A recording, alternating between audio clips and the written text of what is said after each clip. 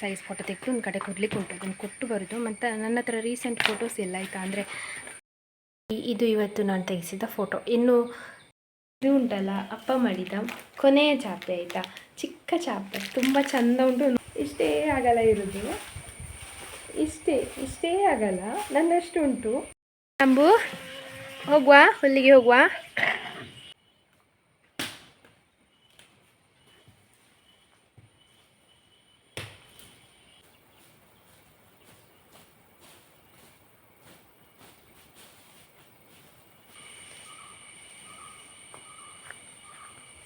ಯಾರಿಗಾದರೂ ಬೇಕಂತಾದರೆ ನಮ್ಮ ಮನೆಗೆ ಬನ್ನಿ. ಇವತ್ತು ನನ್ನ ಹೋಟೆಲ್ ಮಾಮಿ ಬಂದಿದ್ರು.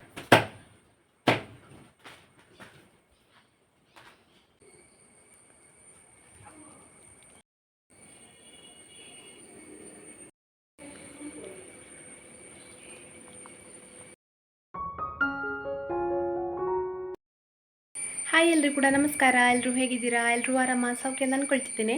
ನಾನು ನಿಮ್ಮ ಅನುಷಾಕ್ಷಣ ನಾಯಕ್. ಹಾಗೆ ನನ್ನ ಚಾನಲನ್ನು ನೀವು ಮೊದಲ ಸಾರಿ ನೋಡ್ತಿದ್ದೀರಾ ಅಂದರೆ ಪ್ಲೀಸ್ ಸಬ್ಸ್ಕ್ರೈಬ್ ಮಾಡಿ, ಎಲ್ಲರೂ ಬೆಲ್ಲೈಕನ್ ಒತ್ತಿ, ಹಾಗೆ ನಿಮ್ಮ ಫ್ಯಾಮಿಲಿ ಫ್ರೆಂಡ್ಸೊಟ್ಟಿಗೆ ಶೇರ್ ಮಾಡೋದನ್ನು ಕೂಡ ಮರಿಬೇಡಿ.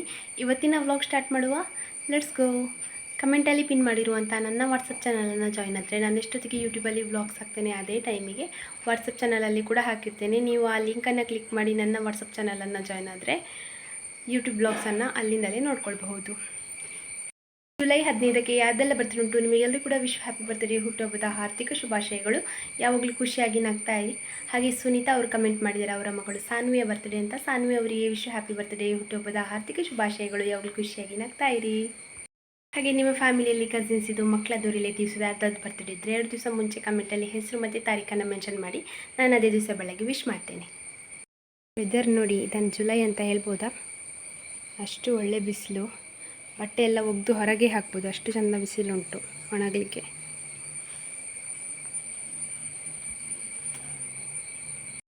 ತಿಂಡಿ ತಿಂದಾಯಿತು, ಇವರು ಆಫೀಸಿಗೆ ಹೋದರು. ನನಗಿನ್ನು ದನಗಳಿಗೆ ಕುಡಿಲಿಕ್ಕೆಲ್ಲ ಕೊಟ್ಟಾಯಿತು, ಅವರನ್ನು ಹೊರಗಡೆ ಕರ್ಕೊಂಡು ಹೋಗಬೇಕು.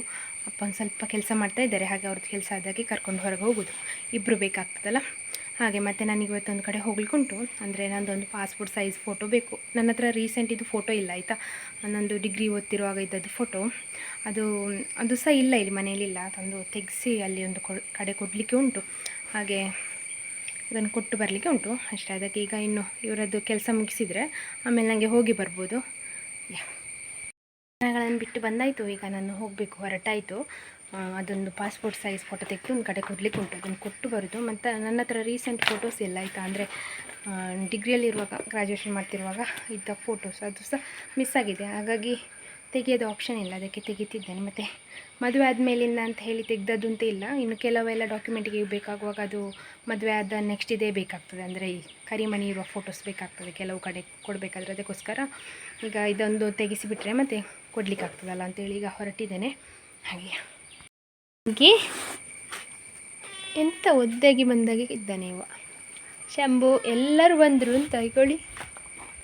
ಜೂನಿ ಬಂದು, ಮಕ್ಕಳು ಸಿಬ್ಬಿದ್ದಾರೆ. ಅಲ್ಲಿಂದ ಆವಾಸ ಅಂದ, ಎಂತ ಕೂರ ಅವಸ್ಥೆ ನಿಂದು. ತಿಂಕಿ ಯಾರು ಸಿಗಲಿಲ್ಲ ನನಗೆ ಹೀಗೆ ನೋಡಲಿಕ್ಕೆ. ನಾನೆಲ್ಲರೂ ಹೊರಗೆ ಹೋಗಿ ಬಂದರೆ ಹೀಗೆ ಎಲ್ಲ ಮುಸಿ ಮುಸಿ ನೋಡೋದು. ಟಿಂಕಿ ಅಪ್ಪ ಎಲ್ಲಿ? ಇದು ಇವತ್ತು ನಾನು ತೆಗೆಸಿದ ಫೋಟೋ. ಇನ್ನು ಸುಮಾರು ಸಮಯ ಇದನ್ನೇ ಉಪಯೋಗ ಮಾಡೋದು. ಇದಕ್ಕೊಂದು ನಂಬರ್ ಕೂಡ ಇರ್ತದಲ್ಲ, ಅದನ್ನು ಕೊಟ್ಟರೆ ಆಯಿತು. ನಾನು ಮುಂಚೆ ಕಾಲೇಜ್ ಇರುವಾಗ ಎಲ್ಲಿ ತೆಗೆಸ್ತಿದ್ದೆ ಅಲ್ಲೇ ಹೋಗಿ ತೆಗೆಸಿ ಕೊಡಲಿಕ್ಕಿದ್ದಲ್ಲಿ ಕೊಟ್ಟು ಕೂಡ ಬಂದೆ. ಹಾಗೆ ಗಣೇಶ್ ಅವರು ಕಮೆಂಟ್ ಮಾಡಿದ್ದಾರೆ, ಅವ್ರದ್ದು ವೆಡ್ಡಿಂಗ್ ಆ್ಯನಿವರ್ಸರಿ 15ಗೆ ಅಂತ. ಗಣೇಶ್ ಮತ್ತು ಅವರ ವೈಫಿಗೆ ವೆಡ್ಡಿಂಗ್ ಆ್ಯನಿವರ್ಸರಿಯ ಶುಭಾಶಯಗಳು. ಯಾವಾಗಲೂ ಸುಖವಾಗಿ ಜೊತೆಯಾಗಿ ಬಾಳಿ. ರತ್ನ ಅವರು ಕಮೆಂಟ್ ಮಾಡಿದ್ದಾರೆ, ಅವರ ಹಸ್ಬೆಂಡ್ ಶ್ರೀನಾಥ್ ಅವರ ಬರ್ತ್ಡೇ ಅಂತ. ಶ್ರೀನಾಥ್ ಅವರಿಗೆ ಹ್ಯಾಪಿ ಬರ್ತ್ಡೇ, ಹುಟ್ಟುಹಬ್ಬದ ಆರ್ಥಿಕ ಶುಭಾಶಯಗಳು. ಯಾವಾಗಲೂ ಖುಷಿಯಾಗಿ ನಗ್ತಾ ಇರಿ. ಇದು ಉಂಟಲ್ಲ, ಅಪ್ಪ ಮಾಡಿದ ಕೊನೆಯ ಚಾಪೆ ಆಯಿತಾ, ಚಿಕ್ಕ ಚಾಪೆ, ತುಂಬ ಚೆಂದ ಉಂಟು ನೋಡಲಿಕ್ಕೆ ಸಹ. ತುಂಬ ಚಿಕ್ಕ ಚಾಪೆ, ಮತ್ತು ಅಗಲ ಕೂಡ ಜಾಸ್ತಿ ಇಲ್ಲ, ನೋಡಲಿಕ್ಕೆ ಕ್ಯೂಟ್ ಉಂಟು. ನನಗೆ ತುಂಬ ಇಷ್ಟ ಆಯಿತಾ. ಹಾಗೆ ಇದಕ್ಕೆ ಒಂದು ಸ್ವಲ್ಪ ಕಟ್ ಹಾಕ್ಲಿಕ್ಕೆ ಉಂಟು. ನಾನು ಅದು ಮೊನ್ನೆ ಹೇಳ್ತಿದ್ದೆಲ್ಲ, ಅದು ಮತ್ತೆ ಮಾಡಬೇಕು ನನಗೆ ಹುಲ್ಲಾದಮೇಲೆ. ಆದರೆ ಇದನ್ನು ನಿನ್ನೆ ತೆಗೆಯುವಾಗ ಕತ್ತಲಾಗಿತ್ತು, ನನಗೆ ಸ್ವಲ್ಪ ಕವಸ ಆಗಿದೆ. ಇದನ್ನು ಅಪ್ಪ ನಿನ್ನೆ ಅಲ್ಲಿ ಹಗ್ಗದಿಂದ ಬಿಚ್ಚಿಸುವಾಗ ಕತ್ತಲಾಗಿತ್ತು. ಹಾಗಾಗಿ ನನಗೆ ಅದರದ್ದು ಕ್ಲಿಯರಾಗಿ ಶಾರ್ಟ್ಸ್ ಸಿಕ್ಕಲಿಲ್ಲ ಮಾಡಲಿಕ್ಕೆ. ಮತ್ತು ವ್ಲಾಗ್ ಮಾಡಲಿಕ್ಕಾಗಲಿಲ್ಲ, ಅದಕ್ಕೆ ಈಗ ಮಾಡ್ತಾಯಿದ್ದೇನೆ. ಎಷ್ಟು ಕ್ಯೂಟ್ ಉಂಟು ಅಂತ ತೋರಿಸ್ತೇನೆ. ಇಲ್ಲಿ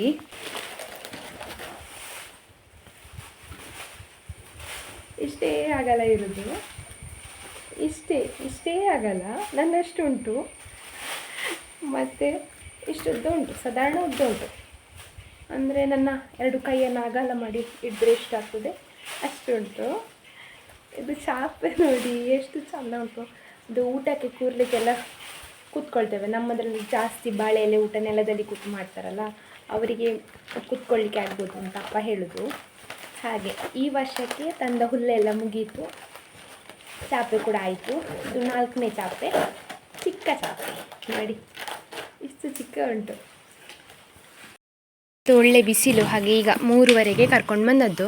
ಕರ್ಕೊಂಡು ಬಂದು ಇವರಿಗೆ ಬೈ ಹುಲ್ಲೆಲ್ಲ ಹಾಕಿ ಈಗ ನಮ್ಮದು ಚಹಾ ಕುಡ್ದಾಯಿತು. ಚೆಂದ ಬಿಸಿಲು ನೋಡಿ. ಅಪ್ಪ ನೋಡಿ ಎಂತ ಮಾಡ್ತಾ ಇದ್ದಾರೆ ಅಂತ, ಫುಲ್ ಕ್ಲೀನ್ ಮಾಡ್ತಾ ಇದ್ದಾರೆ. ಈ ರಾಮಫಲದ ಗಿಡವನ್ನು ಉಳಿಸುವ ಕಾರ್ಯದಲ್ಲಿದ್ದಾರೆ ಅಪ್ಪ.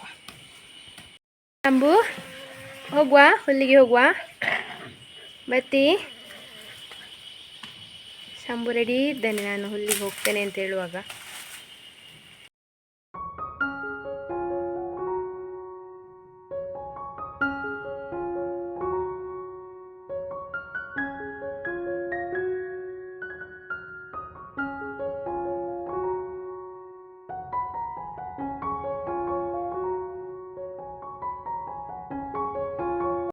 ಫಲದ ಗಿಡ ನೋಡಿ ಸತ್ತಿದೆ, ಆಲ್ಮೋಸ್ಟ್ ಸತ್ತಿದೆ. ಈಗ ಜೀವ ಇರೋದಕ್ಕೆ ಅಪ್ಪ ಬದುಕಲಿಕ್ಕೆ ಸಹಾಯ ಮಾಡ್ತಿದ್ದಾರೆ. ಅಂದರೆ ಈ ಬಳ್ಳಿ ಎಲ್ಲ ಸುತ್ತಿ ಉಂಟಲ್ಲ, ಅದಕ್ಕೆ ಉಸಿರು ಕಟ್ಟಿದಾಗೆ ಆಗಿತ್ತು. ಇದು 3 ಗೆಲ್ಲುಂಟು ಈಗ ಇನ್ನು ಬದುಕಿದ್ದು. ಈಗ ಕ್ಲೀನ್ ಮಾಡ್ತಿದ್ದಾರೆ ಅಪ್ಪ. ನನಗೆ ಮನಸ್ಸಿಲ್ಲ, ನಾನು ನೆಟ್ಟದಲ್ಲ ಈ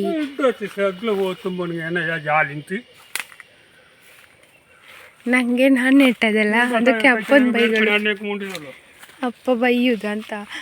ಇದು ಎಂತ ಹೇಳಿದ್ದಕ್ಕೆ ಶಂಖಪುಷ್ಪ ಮತ್ತು ಈ ಸ್ಟಾರ್ ಹೂವಿದು ಗಿಡ ಎಲ್ಲ ನೆಟ್ಟು ಅಂತೇಳಿ ಬೈತಾರೆ ಅಪ್ಪ ನನಗೆ.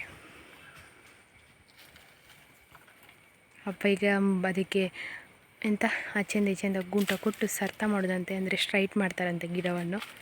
ನಾನು ಹುಲ್ಲಿಗೆ ಹೊರಟೆ.